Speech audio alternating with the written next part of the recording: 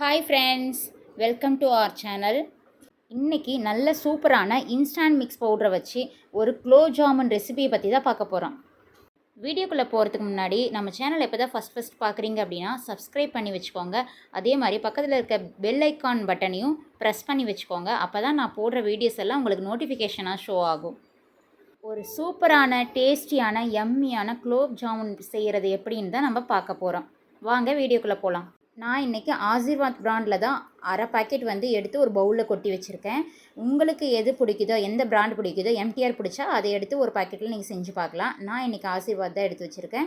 அதில் அரை கப் ஒரு பவுலில் எடுத்து க்ளீன் பண்ணி வச்சுருக்கேன். அதில் நான் மிக்ஸ் பண்ணுறதுக்கு தண்ணிக்கு பதிலாக பால் நான் ஆட் பண்ணிக்கிறேன். பச்சை பாலை ஆட் பண்ணக்கூடாது. பால் காய்ச்சிய பிறகு அதுக்கப்புறம் ஆறுனதுக்கு அப்புறம் தான் நம்ம கொஞ்சம் கொஞ்சமாக ஊற்றி ஆட் பண்ணி நம்ம பிசைஞ்சு வச்சுக்கணும்.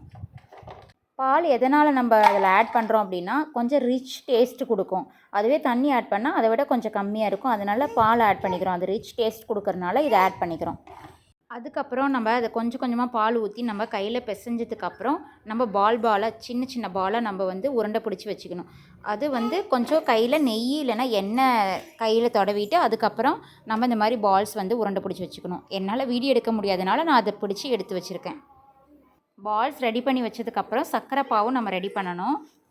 சர்க்கரை பாகு ரெடி பண்ணுறதுக்கு ஒரு பவுல் எடுத்துக்கோங்க. அதில் நான் 150 கிராம் சர்க்கரை எடுத்துருக்கேன். எவ்வளோ சர்க்கரை எடுக்கிறோமோ அந்த அளவுக்கு ஈக்குவலாக நம்ம தண்ணி எடுத்துக்கணும். நான் எடுத்திருக்க பவுடருக்கு இவ்வளோ சர்க்கரை சேர்த்துனா சரியாக இருக்கும்னு நான் இவ்வளோ தான் எடுத்திருக்கேன். அதுக்கு சரியாக இருந்துச்சு, அதனால் நான் அந்த அளவை நான் சொல்கிறேன். ஸ்டவ் லோ ஃப்ளேமில் வச்சுட்டு நம்ம கரெக்டாக இடையில கிண்டி விட்டுகிட்டே இருக்கணும். அப்போ தான் அதை ஈஸியாக சீக்கிரமாக கரையும். சுகர் கரைஞ்சதுக்கப்புறம் நம்ம ஒரு 3-4 ஏலக்காய் நம்ம சேர்த்திக்கணும். அது நல்ல ஃப்ளேவரை கொடுக்கும். இந்த ஏலக்காயோட நீங்கள் குங்குமப்பூ உங்கள்கிட்ட இருந்துச்சு அப்படின்னா அதோடையும் சேர்த்திக்கோங்க. அதுவும் நல்ல ஃப்ளேவரை கொடுக்கும். அதுக்கப்புறம் நம்ம ஹை ஃப்ளேமில் ஸ்டவ்வை வச்சுட்டு நல்லா கொதிக்க வச்சுக்கணும். ஹை ஃப்ளேமில் ஒரு 7 to 8 நிமிஷம் நல்லா கொதிக்க வச்சுக்கணும். அதுக்கப்புறம் அது நம்ம தொட்டு பார்க்கும்போது கொஞ்சம் பசன்னு இருக்கும், கையில் ஒட்டணும், ஸ்டிக்கியாக இருக்கணும். இப்போ சர்க்கரை பாகு ரெடி ஆயிடுச்சு. அடுத்ததாக எடுத்து வச்சுருக்க பால்ஸை நம்ம எண்ணெயில் போட்டு ஃப்ரை பண்ணிக்கணும்.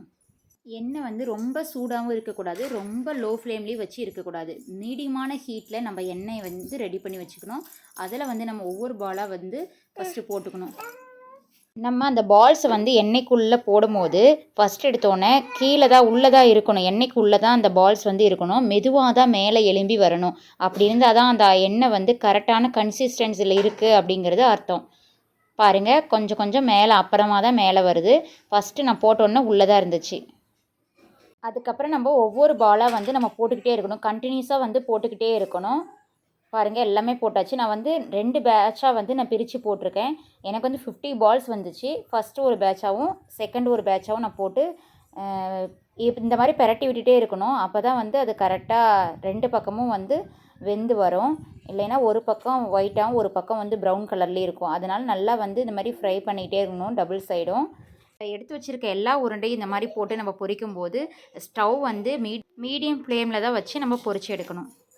ஸ்டவ் லோ ஃப்ளேமில் இருந்துச்சு அப்படின்னா குலோப் ஜாமுன் எல்லாம் எண்ணெய் இழுத்துரும். அதே ஹை ஃப்ளேமில் இருந்துச்சுனாலும் அதுவும் சரியாக இருக்காது. அதனால் மீடியம் ஃப்ளேமில் நம்ம வெந்து எடுக்கணும்.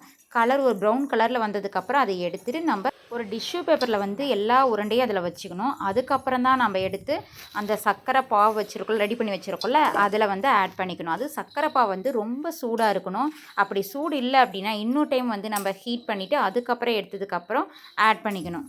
அதே மாதிரி குலோப் ஜாமுன் உருண்டையும் ரொம்ப சூடாக இருக்கணும்.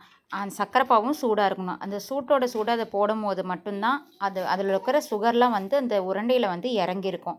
அதுக்கப்புறம் தான் குலோப் ஜாமுன் ரொம்ப டேஸ்ட்டாக எம்மியாக நமக்கு கிடைக்கும்.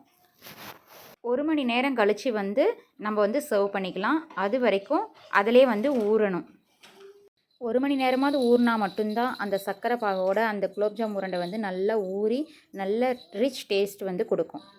அவ்வளோதான் ஃப்ரெண்ட்ஸ், ஒரு டேஸ்டியான குலோப் ஜாமுன் இன்ஸ்டன்ட் பவுடர் வச்சு வீட்டிலே ரெடி பண்ணியாச்சு. நீங்களும் இந்த மாதிரி வீட்டில் ரெடி பண்ணிவிட்டு கமெண்ட்டில் சொல்லுங்கள் எப்படி இருந்துச்சு அப்படின்னு கமெண்ட்டில் சொல்லுங்கள். நான் சொன்ன டிப்ஸ் எல்லாம் ஃபாலோ பண்ணிவிட்டு செஞ்சு பாருங்கள்.